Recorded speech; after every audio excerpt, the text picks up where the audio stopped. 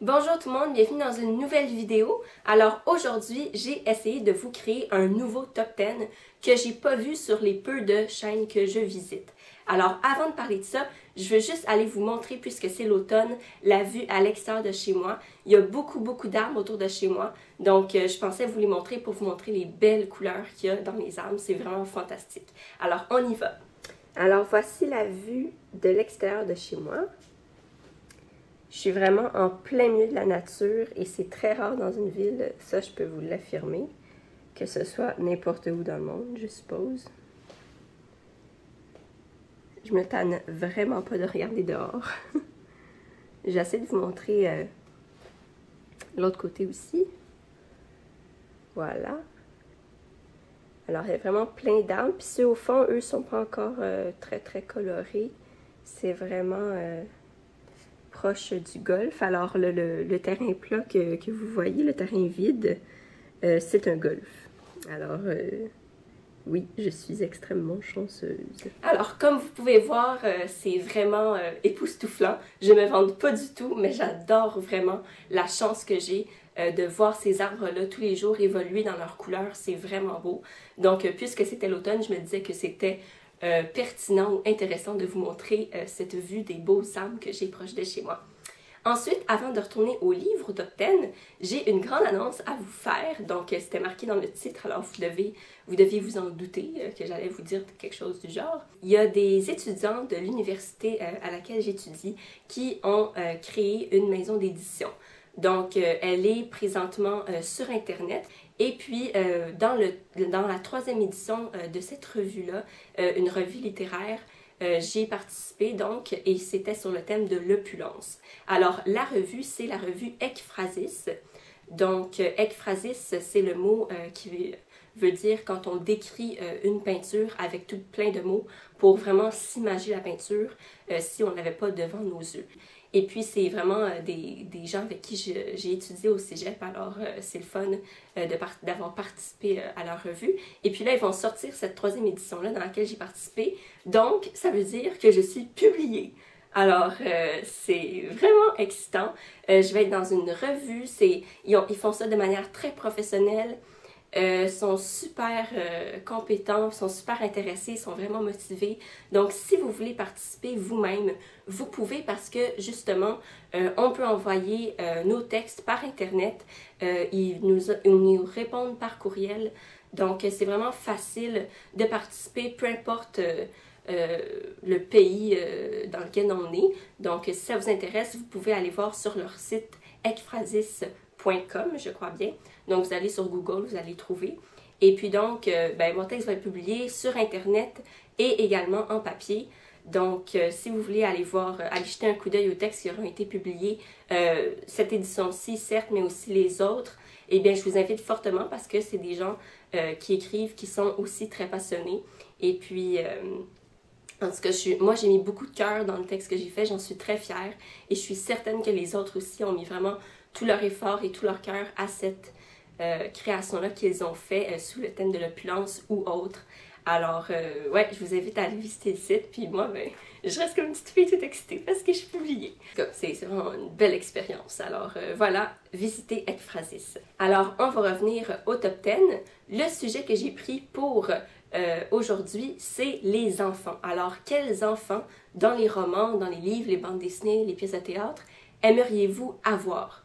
Donc, il faut que ce soit des personnages avec un âge d'enfant.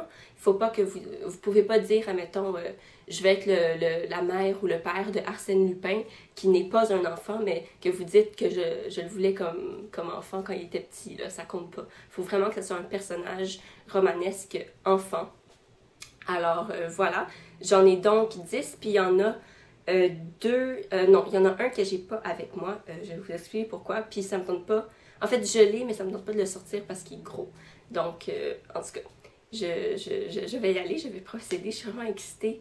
Désolée si ce que je dis se suit pas tout le temps, puis que je parle vraiment mal aujourd'hui. C'est juste que je suis un peu fébrile. Alors, je vais commencer par le dernier. Je les ai toutes classées à l'envers en plus. Je suis tellement imbécile. Ok. le dernier donc, c'est les 101 Dalmatiens. Alors c'est lui que j'ai pas avec moi parce que c'est un gros volume avec plein de contes, puis ça me tentait pas de le sortir. Il est complètement au fond de ma bibliothèque, donc je le laissais là, par paresse. Donc oui, j'ai pris des chiens.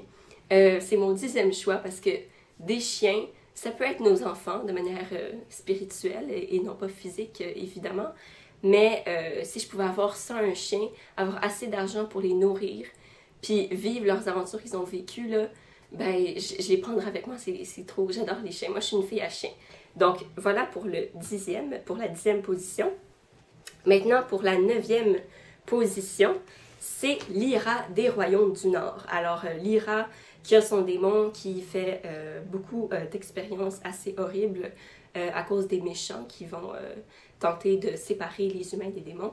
Et puis, je trouve que c'est une petite fille pas mal courageuse, qui a un gros poids sur les épaules, mais qui va bien s'en sortir. Elle va trouver son ami garçon. Ils vont vivre une histoire vraiment intense ensemble. Et puis, j'aurais aimé être sa mère pour la supporter, même pour l'accompagner dans ses aventures. Alors, voilà pour la 9e position.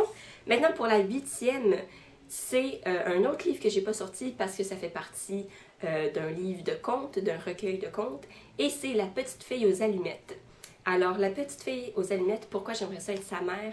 C'est parce que elle a une famille, oui, mais à Noël, justement, elle est pognée à vendre des allumettes, puis ça marche pas, puis finalement elle meurt de froid. Donc moi, j'aimerais ça être celle qui va l'accueillir chez elle et qui va bien s'en occuper, qui va lui permettre de vivre sa vie parce qu'elle meurt à un âge tellement jeune. Maintenant, pour la 7e place, j'ai Joseph Joffo dans un sac de billes. Alors, Joseph Joffo, c'est l'auteur, mais c'est aussi le petit garçon du récit. Alors, Joseph a traversé une période assez traumatisante, la Deuxième Guerre mondiale, et il est juif et il a survécu. Alors, c'est vraiment... moi, je l'admire. D'abord, pour avoir réussi à survivre, mais pour ne pas s'être suicidé après, parce qu'il y en a beaucoup que, même s'ils traversent après ça, ils sont trop traumatisés, ils ont perdu toute leur famille, fait qu'après ils sont plus capables de vivre. Alors, c'est vraiment un personnage modèle pour moi, un personnage qui m'a beaucoup inspirée. Et puis, d'être sa mère, c'est d'être fière de lui, c'est de bien s'en occuper, c'est de lui donner tout l'amour que j'aurais pu lui donner, de l'aider à traverser cette période-là. Donc, même si c'est un personnage, lui, il existe pour de vrai, là, mais s'il reste un personnage, j'aimerais beaucoup être sa mère et ne pas mourir pour rester avec lui, pour l'accompagner à travers cette période, évidemment. Alors, pour la 6e place, il faut doute que je défasse ma pile que j'ai fait à l'envers. Ça va mal. Donc, pour la 6e place, j'ai Anne de La Maison au Pignon Vert. Alors, cette série-là, je vous en ai déjà parlé. Et Anne, c'est une petite fille très, très imaginative, avec beaucoup de caractère. Et puis, c'est deux choses que j'aime beaucoup. Alors, moi, je suis pas une fille avec un gros, gros caractère. J'ai une tête de cochon, oui, mais j'ai pas le petit côté spicy puis un peu bagarreur que Anne a. Et puis de la voir comme fille, ben, ça serait très divertissant. Et en plus, elle est rousse avec des petites taches de rousseur. Donc on aurait une certaine ressemblance parce que même si je suis pas rousse, j'ai des taches de rousseur. Alors voilà. Maintenant, en 5e position, on arrive dans le top 5, suspense, j'ai Antigone, oui, Antigone, de ici Jean Cocteau, La Machine infernale. Alors Antigone est un roman à elle seule, est une pièce de théâtre à elle seule de Jean Anouilh, mais moi je l'aime particulièrement dans la version de Jean Cocteau qui en fait une certaine parodie. Parce que Antigone, c'est la petite fille qui va vouloir aider sa famille, qui va vouloir aider son père, puis qui va être désespérée de voir ses deux frères se chamailler. Et donc, c'est elle qui se sacrifie pour sa famille. Et puis, je me retrouve un petit peu là-dedans parce que j'ai besoin que ma famille soit heureuse, qu'elle ait tout ce qu'elle a besoin, qu'elle reste près de moi, parce que pour moi, la famille, c'est très important. Alors que Antigone se sacrifie pour cette famille-là, pour son père aussi, plus précisément, Oedipe. Eh bien, ça vient me chercher. Donc, d'être sa mère, oui, je serais fière, puis je pense que je vivrais une vie assez harmonieuse avec cette fille-là, puisqu'on partage une même valeur. Alors, voilà. Ensuite, en 4e position, j'ai la petite Cosette des Misérables. Alors, Cosette, elle aussi, elle ressemble un peu à la fille aux allumettes parce que elle va être vraiment misérable, hein, c'est le cas de le dire. Sa mère va la laisser chez des aubergistes pour aller travailler, pour gagner sa vie, pour pouvoir ensuite revenir chercher sa fille et lui donner une meilleure qualité de vie. Mais ça ne va pas fonctionner et la petite fille va rester chez les aubergistes qui sont vraiment cruels avec elle et qui se comportent avec elle comme une Cendrillon. Alors elle va devenir la Cendrillon de ses deux plus vieilles sœurs. C'est-tu pas assez ressemblant avec Cendrillon, ça? Vraiment. En tout cas, fait que oui, la petite, j'aimerais ça la prendre. J'aimerais ça battre toutes les gens de cette famille horrible, en fait juste les parents. Et puis me sauver avec la petite fille, avec ses beaux cheveux blonds, elle a l'air vraiment jolie. Elle a été très enlaidie par le fait qu'elle mange pas assez, puis par ses haillons. Moi je la reprendrais, je m'occuperais d'elle, puis j'en ferais une petite princesse, mais pas insolente. Ensuite, en troisième position, j'ai Hermione de la série d'Harry Potter. J'ai pris le premier tome parce que c'est le début de la série et parce que je l'aime beaucoup, beaucoup particulièrement dans le premier tome et dans le quatrième et le troisième.